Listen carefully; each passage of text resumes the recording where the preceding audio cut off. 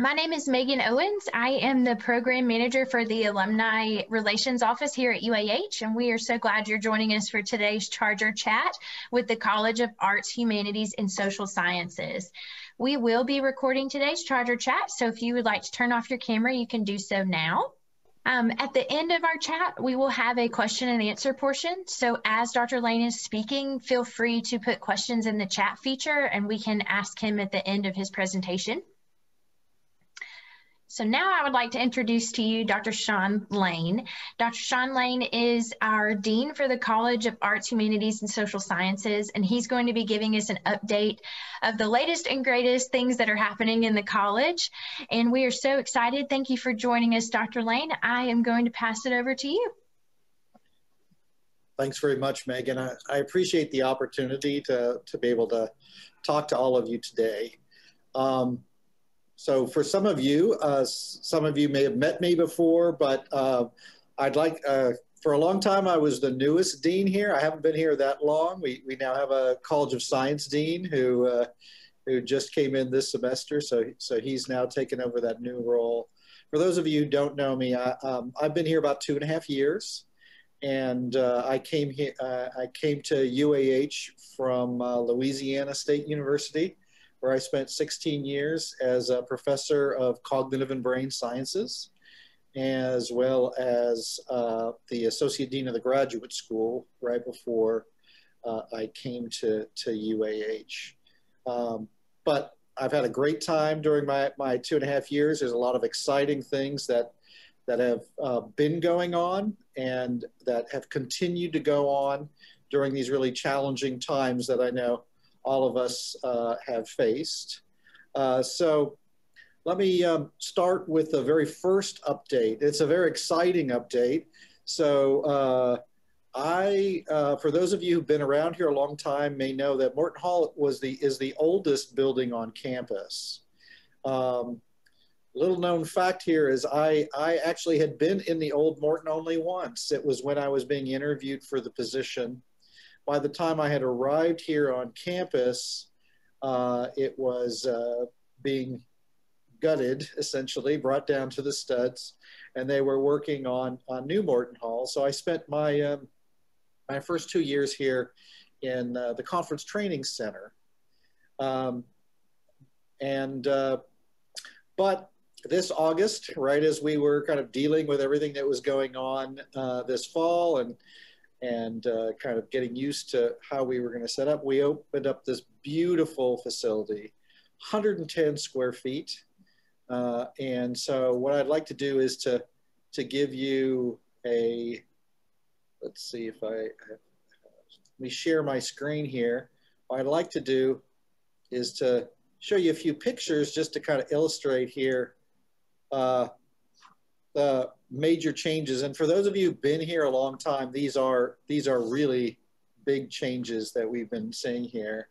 So most of you know Morton Hall like this, right? So it's an iconic look with those columns.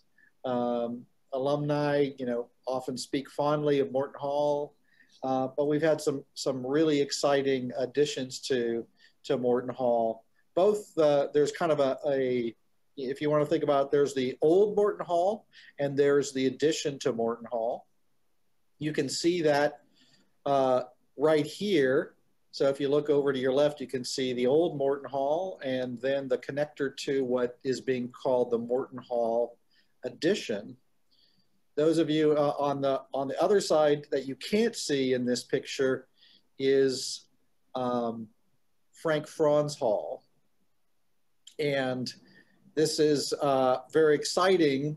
This is actually the one terminus of the Robert Altenkirk Greenway that runs through the entire campus. And so we have a quad that's been set up here. And as I'll talk a little bit later, we actually used this recently for a theater play here this spring to bring back some live arts experience. So when you walk in through the old Morton Hall, through the columns, one of the things that you see here is the entrance to the college administration here. We have a brand new, beautiful conference room where our external advisory board will be meeting. We have art in there from our faculty artists, and the dean's office is back here. Here's another view of this area from the second floor of the addition. So we have along these, along the addition, and I'll show you some other pictures in a way to give you some perspective here. But there are places for students to study and to look out over this quad, as you can see.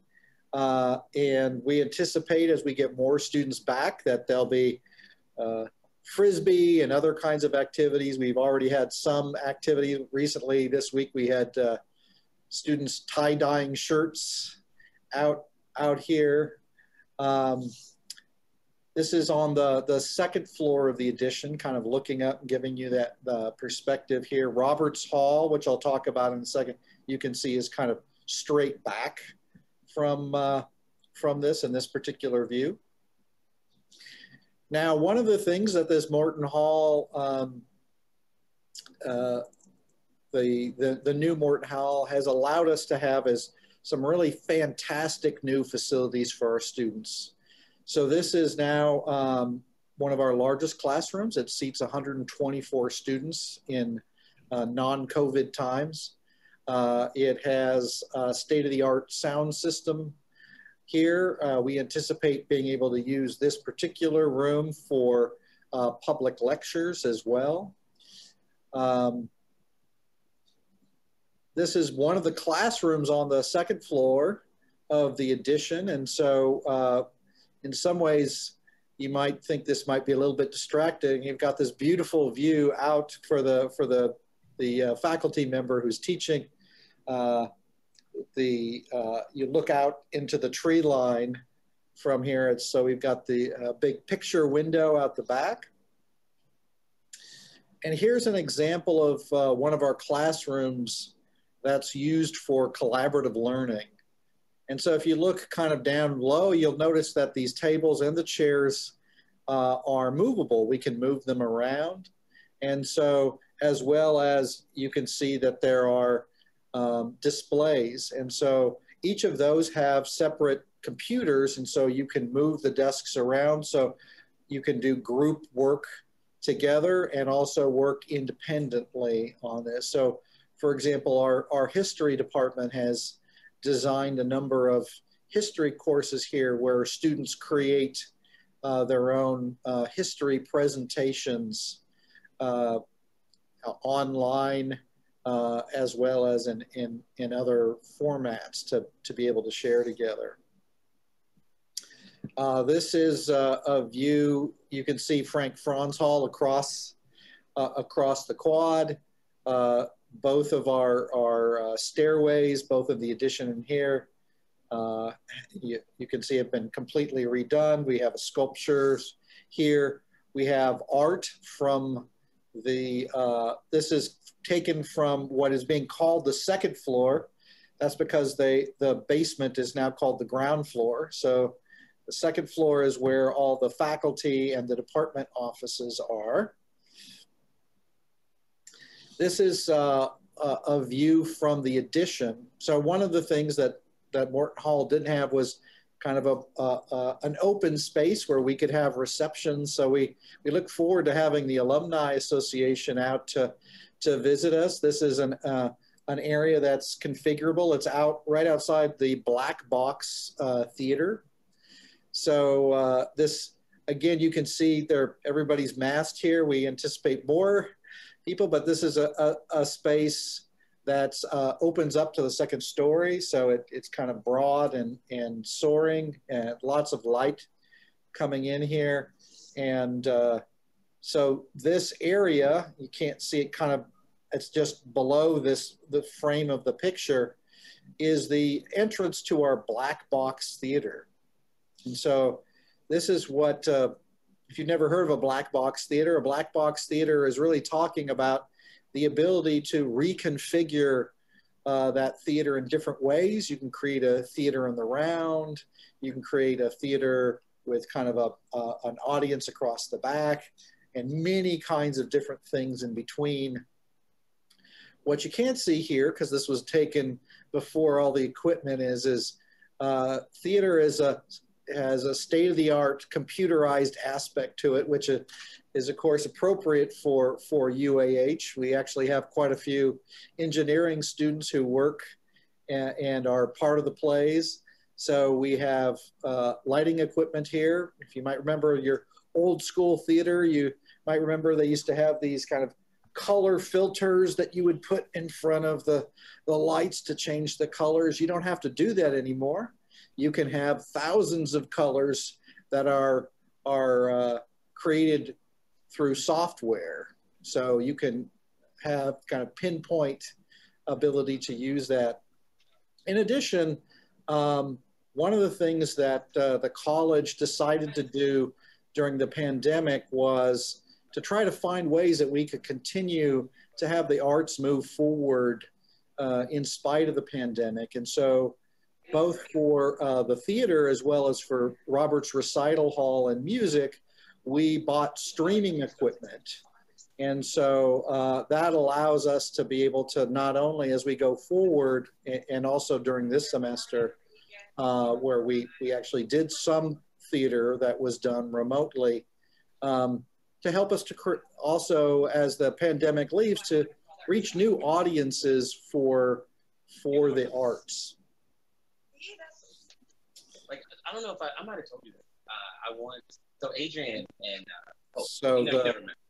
okay, so then let me move on from kind of just to give you some broad ideas of things that are going on at that. So let me start. Of course, arts, humanities, social sciences are known for the arts. So let me tell you a little bit about, I've already mentioned that our arts program have adapted to the pandemic, and I think in exciting ways that will allow them to reach new audiences. So some of you may or may not know that the art history and design program has the #1 digital animation program in the state. And we've just, this past year, the college redid their laboratory. So we have state-of-the-art computer equipment. The students that we get it's a highly competitive program. The students that we get are as strong as any program. That includes aerospace engineering across campus.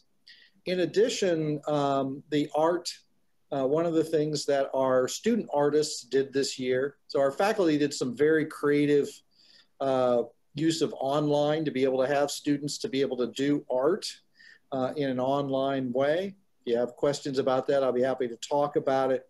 But the other thing is our student majors did, in addition to some in-person shows that they did remotely, they've also did virtual shows. So you could go on and view that same artwork online if you weren't able to make it.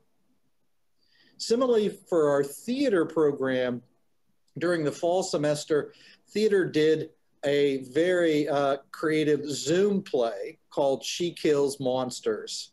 And fairly technologically sophisticated. They had to basically, create things as they went along. And then just recently, they did an outside live play called Everyman that took place over the last week, and it was done socially distanced and outside Morton Hall with a light show. And we were very excited to be able to start to bring the community back to watch the live arts. In addition, one other thing I'll mention is our theater program now has a new film, media, and arts minor. And so there's an opportunity for students to kind of express their creativity in additional technologically sophisticated ways. With respect to our music department, of course, which is well regarded across Huntsville and in the region, the department was recently recognized by Yamaha as an institution of excellence. And we were part of only 10 programs, music programs throughout the country. And those included very large and well-known schools, including Auburn. So yeah, that's right. There were two out of the 10 schools nationwide, 2 of them for Alabama. The Berklee College of Music, which is recognized as one of the top colleges of music in the country, and the Eastman School of Music from the University of Rochester. So UAH is in fantastic company. They like theater. Music also used streaming to be able to continue to provide concerts to our community through YouTube and other forms. So they did the Constellation concert series, as well as a number of concerts. And for those that you are interested, we're also bringing back some live concerts. So over the next 2 Fridays at 5 p.m. on this Friday and the next Friday, April 23rd, on the lawn outside of Roberts Hall, you can come out and watch concerts in a socially distanced way, and you'll hear from our chorus and our orchestra and our jazz ensembles. One group that you might not have heard of, so we have a lot of fantastic departments. Most of the time people think of the arts when they think of CAH. I want to call your attention to another department that you may not think about very much. It's actually, in terms of enrollment, our fastest growing department in terms of majors, and that's psychology. We brought on some new faculty recently, and we've brought in grant money from NASA and other federal sources for their work. And we have a new PhD program. It'll be the first in the college that has been proposed. It's working its way through. We hope to be able to offer that PhD in the next year or two in 2 areas. One is called human factors.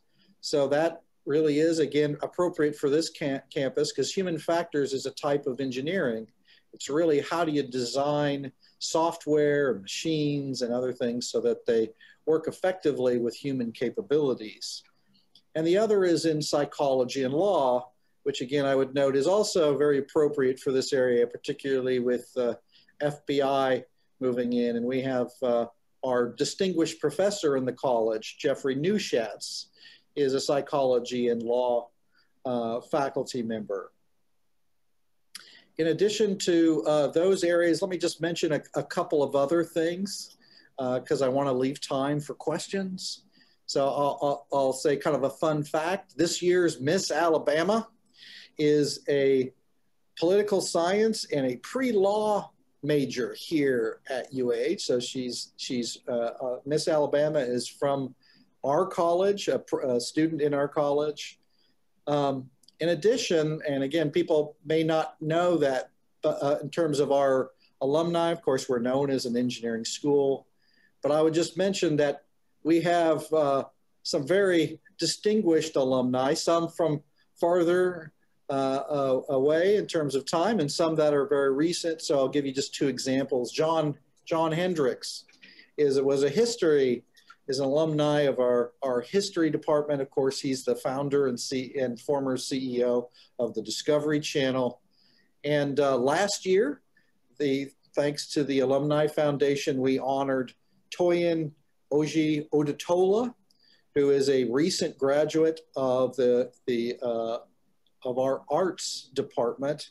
She is an internationally known artist whose work has been displayed in the Met, the Whitney, and the National Museum of Modern Art. So we have a very rich history, but also a very vibrant and exciting history. One of the things I would kind of, I'll finish up here by saying is, you know, there's often a stereotype about the liberal arts, about what kinds of jobs that our alumni get, and not only do we have a history, I think, of really distinguished alumni going on to distinguished careers in many different areas, including business. But one of the things that the college is really focusing on is helping students to pair these really important skills of creativity, communication, and innovation, and pairing that with other kinds of skills so that they can go on to exciting careers of their choosing. So with that, I think I've just about hit my 20-minute mark. Be happy to answer any questions you have about the college. Absolutely. We do have a few questions that have come in. The first one is, how do you ensure that you have the right technology for your students to utilize? Okay, that's a good question. So I guess I'll answer that slightly different ways. So one of the ways, if we're talking about the proper technology, is we often work very closely with people in industry. So for example, we have different programs, one in user experience, another one in animation, where we work closely with employers in the community so that we know what kinds of software our students need to be successful once they leave UAH. Other kinds of software, like for example in theater and music, are also influenced by the industry standards of what's needed. And I think really at the educational level, one of the things that we try to do is to try to get expertise and find out what's the best practices. And part of that as well is by working with students to, when we do introduce different types of software, to find out, both it's how easy it is to use and also whether they need additional support for that technology. Awesome, thank you. The next question is, I saw in your bio that you have done research on human learning and memory. How has this enhanced your work at UAH? Oh, thank you for that question. So yes, I've spent my career as working in the area of learning and memory. That includes kind of two areas which might seem disparate, but they're also related to what you might see in the psychology department. So, prior to working at LSU, I actually worked in the Silicon Valley. So I've done some work in the human factors area. In fact, I had an edited book that came out just this last year with my colleagues and across the country about the impact of technology on human behavior and emotion and thinking. And also the other work I've done has been in the area of psychology and law, like in eyewitness memory, but also human learning.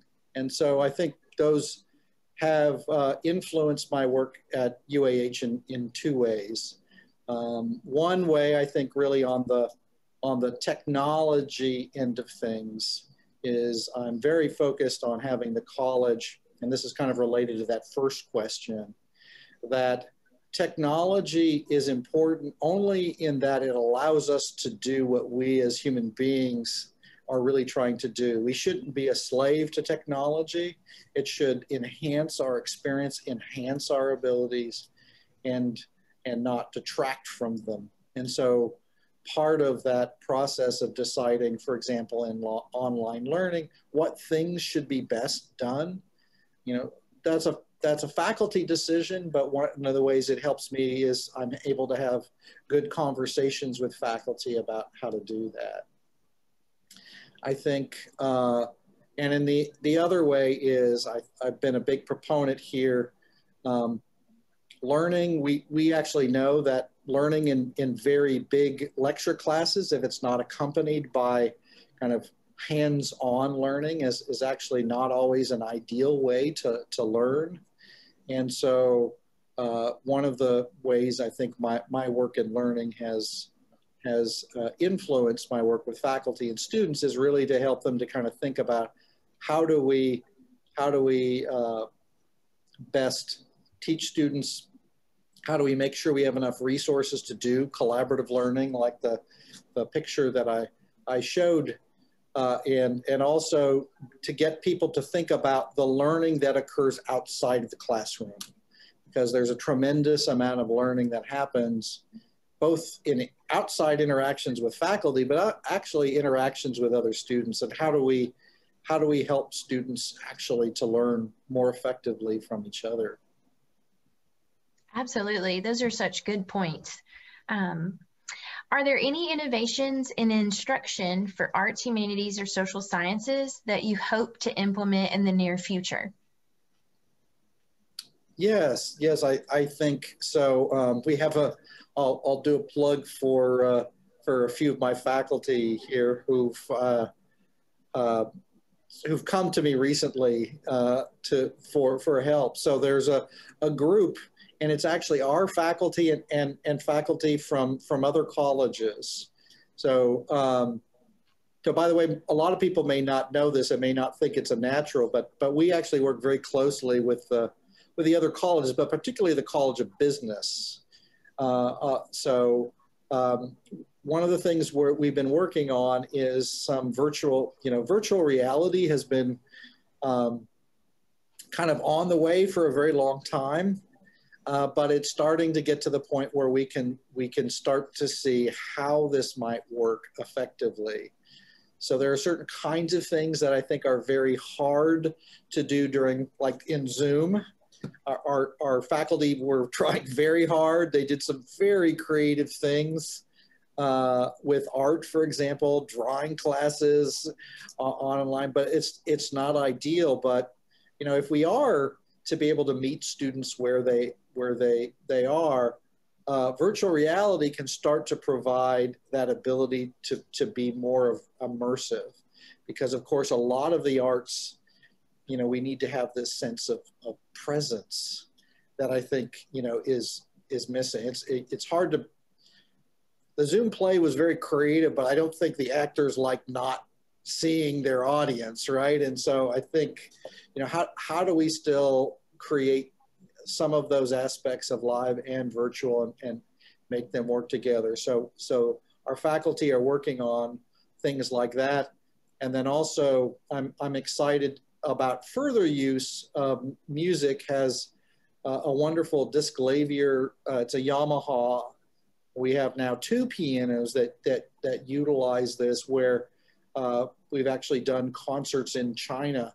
But it actually is also, in addition to being this wonderful tool for reaching out across space, it's also a wonderful learning tool for our students. And because it's so new, our faculty are really working on new and exciting ways to help our students become even better at their craft. Wow. I had no idea about the virtual reality becoming kind of the new wave of technology. That's going to be incredible to see how you implement that. Yeah. Our next question is are there any new or exciting career opportunities in the arts, humanities, or social sciences? Yes, I think so. And I think part of this, part of the exciting part is getting students to realize and be able to articulate their value to employers. We've already known that arts and humanities and students are able to do art or do humanities. But one of the exciting parts is getting them to work. I'm very excited and have been talking about multidisciplinary. So most people know that our modern workplace involves people working from many different areas. How do we work together, right? In multidisciplinary teams. And so we have this one area called user experience, which has been around a couple of years, but it's really a domain that's really growing very rapidly. It involves people in slightly different takes, so you can kind of have a more art design take to it. You can have a more kind of communications or writing aspect to it, technical writing and things like that, or a more kind of scientific engineering aspect to those. And it's important for those people to kind of work with business and engineering and others in these groups. We're also starting to pull together. We're trying to make our arts in a coherent way so that the art and the theater and music kind of work together. So one of the areas where music and theater, and those used to be in separate departments. Theater and music are now in one department. And they are starting to be able to, we're starting to have artists who have the sensibility from art, music, and theater. And so, for example, with the animation brings in the art, it brings in the technology, it brings in music if they're designing games and things like that. And on the theater and music side, we have people using music technology. So we're looking, for example, we have this new amphitheater that's going up in Mid-City. Everybody's very excited, and we've already had some discussions with them as a place possibly for our students to be able to intern and contribute to the concerts and events that are going to be coming in there. So we're very excited about that. Wow, I love hearing about the collaboration, not only just in the college, but between different colleges on campus too. That's really unique to join everyone together. And then that's exciting to hear about future opportunities with the amphitheater right here in the city. That's going to be great for the students. Our last question is, can you give us a teaser for any upcoming events in the fall? Teaser for events in the fall. So we do have some concerts that I believe that we'll be able to go live with in the fall. I am discussing with theater. They haven't given me what they're going to do, but I know they're going to do they want to take advantage of their new black box theater. We are, just so you know, everybody may know this, we're waiting up for the University of Alabama system to be able to tell us what we can and can't do. We anticipate an in-person fall. So, our hope is that with vaccinations and things like that, we'll be able to do that. I'll give another teaser. I am working with, I hope to get a donor. I've had some initial conversations. What we would like to do is to have a kind of CHS festival that would be here, but would also involve our sister institutions here, A&M and Oakwood, possibly Calhoun, who are our sister colleges at those institutions. And so we would like to, now that may initially take the form of, let's say, a music festival of some sort. But look for some collaboration across our Huntsville arts institutions that's coming, whether it'll come the way I'm hoping, or whether it'll come possibly as a part of another concert series that we're in discussions. That I hope will be coming soon. Oh, that's so exciting. Well, since that was the last question, let me say one thing and just throw this out to anybody on this call. If I know I just sent you some pictures. This is our facility is much more impressive in person. Please feel free to reach out and to email me. I'd be happy to give you a tour of the facility. I second that, and it's incredible in person. And I know a lot of our alums are proud of that. I know a lot of the, first, second year classes were in that building. So I encourage all of you to come back to campus and see the building and say hi to Dr. Lane. I'm sure he would enjoy to see you guys as well. Dr. Lane, I thank you so much for the update. I learned so much. I think I can speak for everyone here. This has just been very insightful about what the college is doing. And I think we're proud of this college and how your collaboration is working on campus and for students. Thank you so much. Well, thank you. And thank you to everybody. And hope you stay safe and healthy. And like I said, we all hope to see you in person soon. Thank you so much. I hope you all have a great rest of the day, and we look forward to seeing you next week at our Charger Chat next week.